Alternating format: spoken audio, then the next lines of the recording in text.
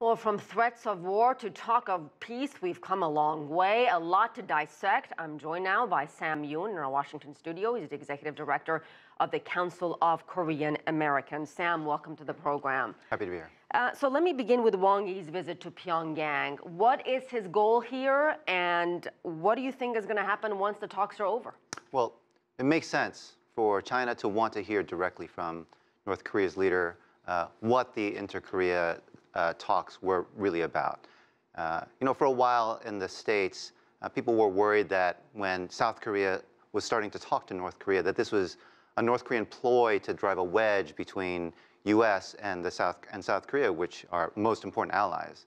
But by analogy, I don't think this is the case. It really shouldn't be, given the success of those talks and the fact that, as was just mentioned, China is North Korea's absolutely most important ally, not just for... Of course, the Chinese would say that is not the right word. They would say they're the trading partner, number one trading partner. So let's be specific True. here. But 130,000 Chinese troops died in the Korean War. There is a relationship there, forged in blood, as the United States would say about South Korea. And so it's very important in all of this that all parties that have a stake in the outcome are talking with each other. Well, let me ask you more about China's role. Really, they put the economic squeeze on the DPRK. Yes. They backed a number of sanctions.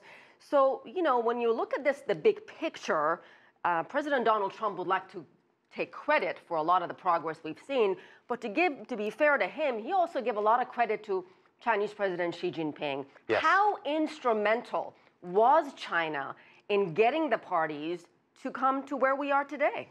It's absolutely instrumental. The whole policy of maximum pressure through sanctions was put China at the central role in applying those sanctions, given the amount of trade that takes place there.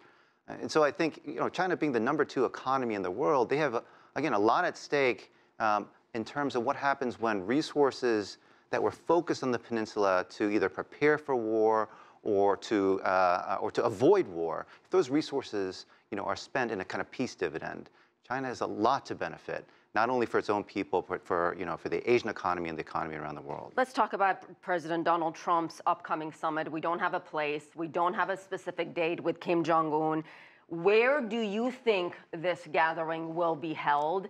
And what will come out of it? What is the best case scenario here? I think a third country, obviously, not North Korea or the U.S. Not even the DMZ. Not even the DMZ.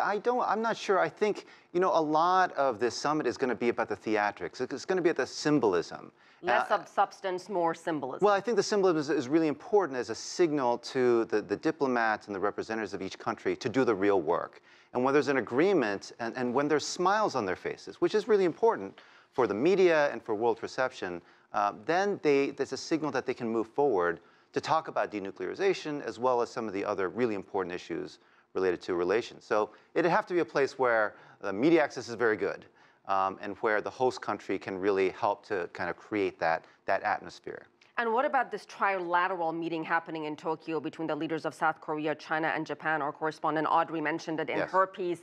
How much do you believe that meeting will lay perhaps the groundwork for the meeting between Kim Jong Un and President Trump? I think it'll be very important. I think a lot of the reason for the urgency of that meeting, they haven't met in 2 years, is to discuss what repercussions there could come out of peace breaking out on the peninsula. Again, that's the #2 and 3rd largest economies in the world, in China and Japan, with South Korea, one of their most important trading partners, to talk about the future from an economic and security perspective. It'll be very important, and that kind of dialogue, I think, will lead to maybe even the 6-party talks that would include others who really have a stake in the outcome. Sam Yoon, thank you so much.